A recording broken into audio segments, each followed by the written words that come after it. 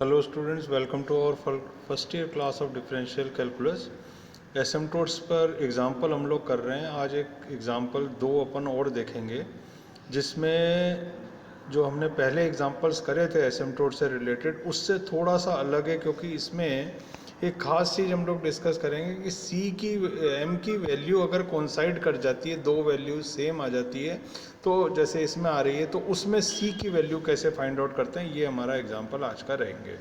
ठीक है, तो सबसे पहले हम चलते हैं एग्जांपल की तरफ। तो ये एग्जांपल जो है, ऊपर लिखा हुआ है x cube plus 3x² Y, जो भी है लिखा हुआ है। इसमें सबसे पहले x बराबर 1 और y बराबर m लिखते हैं हम, आपको पता ही है। तो x बराबर 1 और y बराबर m लिखने पे फाई 3m जो आ गया 1 + 3m - 4m³ और फाई 2m सेकेंड डिग्री के जो टर्म्स हैं, तो सेकेंड डिग्री का कोई टर्म ही नहीं है, तो फाई 2m = 0। और फर्स्ट डिग्री का जो टर्म है फाई 1m, वो हो गया m - 1। ठीक है, अब ये फाई में जब इक्वेशन आ गई अपनी, तो अपन को क्या करना होता है साहब, फाई 3m बराबर 0 करते हैं। ये करने से हमको क्या होता है, m की वैल्यूज़ निकालनी होती है। तो m की वैल्यूज़ जो आ गई, ये 0 सब करके इक्वेशन बनाई, फाई 3m बराबर 0। इससे m की हमारे को तीन वैल्यूज़ मिली साहब, 1, -½ एंड -½ अब क्या होता है, सबसे पहले अपने पास जो c की वैल्यू निकालने का फॉर्मूला था, c = -φ2m/φ'3m, इसकी सहायता से हम m = 1 के लिए वैल्यू फाइंड आउट कर लेते हैं। तो m बराबर 1 के लिए ये क्या आ जाएगा साहब, 0 आ जाएगा। तो व्हेन m बराबर 0, m बराबर 1, c बराबर 0। अब बात कहाँ आती है आगे कि m = -½ और -½ वाली जो है, आपको कितनी वैल्यूज़ है यहाँ पर, दो वैल्यू, यानी रूट कॉन्साइड कर लिए। तो रूट जब कॉन्साइड कर जाते हैं, तब मैंने आपको बताया था सी के लिए हम एक दूसरा फॉर्मूला यूज़ करते हैं, और वो फॉर्मूला ये वाला पड़ा आपके पास।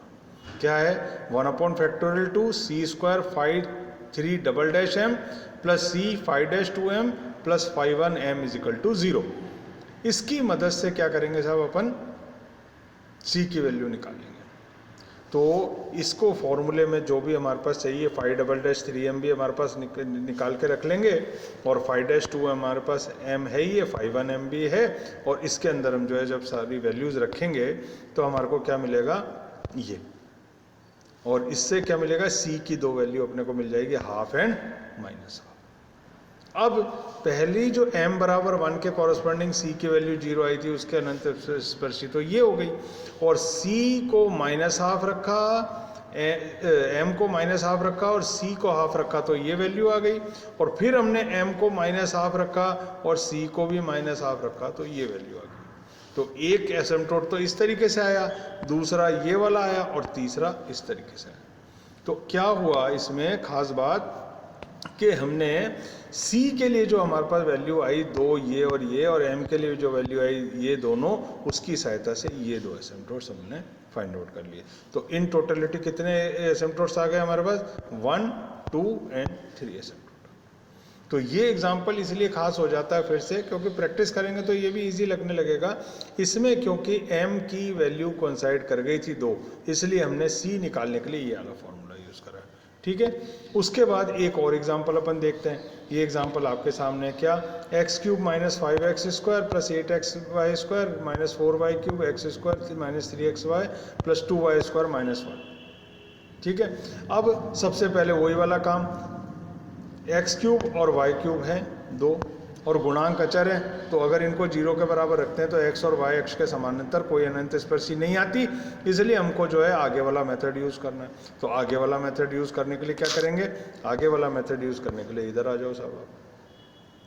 ठीक है, तो इस मेथड के लिए देखें आप, फाई 3m अपन बना लेंगे, ये 3 डिग्री की टर्म में x बराबर 1 और y बराबर m रख देंगे। फाई 2m ये बन जाएगा, और फाई 1m ये बन जाएगा। इसकी मदद से हमने क्या करा था, आगे बढ़े, और हमने ये आ गए हम यहाँ पर। और इसमें आप देखें कि सबसे पहले जो अपने निकालना होता है, क्या, ये तीन इक्वेशन निकालने के बाद φ'3m निकालते हैं, φ'2m निकालते हैं, और φ3m निकालते हैं। ये φ3m बराबर 0 रखते हैं, तो ये दोनों तो चीज़ें आ जाएंगी इससे। और ये वाली जो हमें φ3m बराबर 0 रखा, तो ये 0 रखने से क्या होगा, आप देखें इसमें कि m की हमारे को 3 वैल्यूज मिल गई, क्योंकि 3 घात में इक्वेशन था, तो m बराबर 1 भी मिल गया, हाफ और हाफ भी मिल गया। फिर ये एग्जाम्पल एक अलग किस्म का एग्जाम्पल बन गया। क्यों साहब अलग क्यों बन गया? क्योंकि m बराबर 1 के कॉरस्पॉन्डिंग जब c निकालना होगा तो हम ये डायरेक्ट फॉर्मूला यूज कर लेंगे, ठीक है, -5 बाय 5-3m। तो इससे ये लिखा और c बराबर 0 आ गया। तो पहला काम तो m बराबर 1 के कॉरस्पॉन्डिंग c बराबर 0 आ गया। और दूसरे केस में क्योंकि m फिर से m की 2 वैल्यू जो है कोइंसाइड कर गई, हाफ एंड हाफ, और 2 वैल्यू जब बराबर आ जाती हैं तब m निकालने के लिए क्या सूत्र होता है? m निकालने के लिए ये सूत्र है जो पिछले एग्जांपल में भी हमने डिस्कस करा। क्या है साहब? 1/2 c स्क्वायर 5-3m। तो 5-3m जो हमने निकाला है इसका डबल डैश निकाल देंगे, तो 16 - 24m हो जाएगा, ये आगे c। फिर क्या है ये आगे 5-2m, 5-2m ये पड़ा -3 + 4m, और 5-3 अगला क्या है 5-1m है ही नहीं है, 5-1m 0 आ गया। तो जब इस इक्वेशन को अपन सॉल्व करते हैं तो फिर अपने पास c की वैल्यू आ जाती है क्या क्या 0 और हाफ। अब m की भी 3 वैल्यू मिली हुई है, c की 1, 2 और 3 वैल्यू ये मिली हुई है। तो हर एक वैल्यू के कॉरस्पॉन्डिंग पहले m बराबर 1 और c बराबर 0 के कॉरस्पॉन्डिंग ये एसिम्पटोट आ जाएगा, फिर m बराबर हाफ और c बराबर 0 के कॉरस्पॉन्डिंग ये एसिम्पटोट आ जाएगा, फिर m बराबर हाफ और c बराबर कितना हाफ के कॉरस्पॉन्डिंग ये वाला एसिम्पटोट आ जाएगा। तो ये एक एग्जांपल हो गया। तो ये भी एक वो एग्जांपल है जिसमें m की वैल्यू कोइंसाइड करती है, तो हमको c के लिए ये फॉर्मूला यूज करना पड़ता है।